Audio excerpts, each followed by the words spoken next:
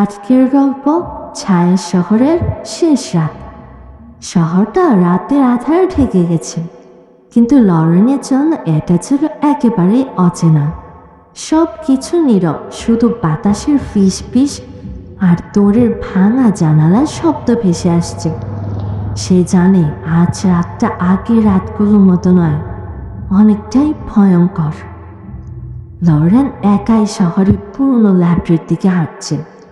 ছোটবেলায় তার দাদু তাকে বলেছিল, লাইব্রেরির পাশে একটি দরজা আছে যা কখনোই খোলা হয় না। যে কেউ সেখানে প্রবেশ করে সে আর আগের মতো ফিরে আসে না। লরেন কথা বলে শুনে হাসত, তবে আজ তার হাসি গলছে না। হঠাৎ তার ফোনে একটি মেসেজ এলো, আমি দেখছি তুমি আসছো, দরজার কাছে আমার জন্য তুমি অপেক্ষা করো। লরেনের হৃদয় প্রচণ্ড দ্রুত ধাক্কা খাচ্ছিল। সে নিজেকে ভয়কে ছাপিয়ে লাইব্রেরির পুরনো দরজার দিকে এগোলো। দরজার হ্যান্ডেল অনেক ঠান্ডা, যেন হাত স্পর্শ করলে এক ধরনের বিদ্যুৎ চলছে। দরজা খুলতেই ভেতরে অন্ধকার আর একটি হালকা আলোর ফোঁটা, যেন কেউ চুপচাপ অপেক্ষা করছে। লরেন ঢুকে বলল, তার সঙ্গে সঙ্গে দরজাটা বন্ধ হয়ে গেল। হঠাৎ বাতাসের সঙ্গে এক অদ্ভুত গন্ধ, পুরনো কাগজ আর অচেনা মরিচার মিশ্রণ। দেয়ালে ঝোলানো ছবিগুলো তার জীবনকে প্রতিফলিত করছিল। তার শিশুকাল, তার স্কুলের দিনগুলো, বন্ধুদের সঙ্গে হাসি ঠাট্টা, একা একা রাতে ভয় পাওয়ার।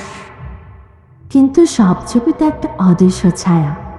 কিন্তু ছায়াটি লরেনের না, বরং কেউ তার সঙ্গে প্রতিদিনের মুহূর্তে ছিল, কিন্তু সে তাকে কখনোই দেখত না। লরেন হুঁশিয়ার হয়ে চারপাশে তাকালো। হঠাৎ একটি কণ্ঠ শোনা গেল, তুমি এলে ঠিক আছে, কিন্তু তুমি এখানে শুধু একা নয়। কণ্ঠের দিকে তাকাতেই দেখা গেল দেয়ালে একটি ফাঁক দিয়ে ধোঁয়ার মতো অদৃশ্য কিছু ভেসে আসছে। ধীরে ধীরে ধোঁয়া লরেনের দিকে ছুটে আসছে। মুখাকৃতি, চোখ আর একটি হাসি, যা মানুষের নয়। লরেন পিছু হটল, কিন্তু যেন মাটি তাকে ছাড়ছে না। ধোঁয়া তাকে স্পর্শ করলে হিমশীতল ব্যথা চাইল। সে চিৎকার করতে চাইল, কিন্তু তার গলা বদ্ধ। হঠাৎ কক্ষের মাঝখানে একটি সাদা আলো জ্বলে উঠল। লরেন দেখতে পেল অন্ধকার থেকে বেরিয়ে এসেছে একটি সিলুয়েট, দাঁড়ানো, কিন্তু মুখটি অদৃশ্য।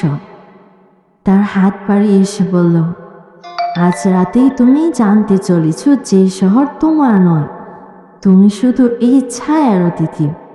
লরেন বুঝতে পারল এই শহরের প্রতিটি মানুষের ছায়া এখানে বন্দী।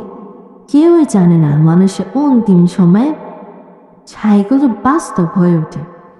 বাকি রাতটা লরেনের জন্য এক দীর্ঘ যন্ত্রণার মতো কেটে গেল।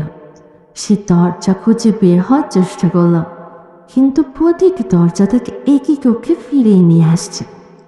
ধোঁয়া ক্রমশ ঘন হতে লাগলো, আর ছবিগুলো কল্পনার চেয়ে ভয়ানকভাবে দর হয়ে তাকে চেয়ে আছে। রাত গভীর হলো, আর লরেন বুঝতে পারল সে শহর থেকে বের হতে পারবে কিনা তা তার নিজের সাহস আর রহস্যময় ছায়ার দয়া উপর নির্ভর করছে। পরের সকালে লাইব্রেরি দরজা খোলা গেল, কিন্তু লরেন আর কাউকে দেখতে পেল না।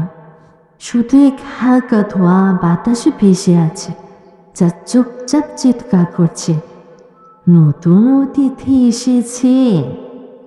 আমার এই রহস্যময় গল্পটি যদি আপনাদের ভালো লেগে থাকে, তাহলে চ্যানেলটি অবশ্যই সাবস্ক্রাইব করবেন, আর নতুন নতুন গল্পের আপডেট পেতে অবশ্যই বেল আইকনটি ক্লিক করবেন। ধন্যবাদ।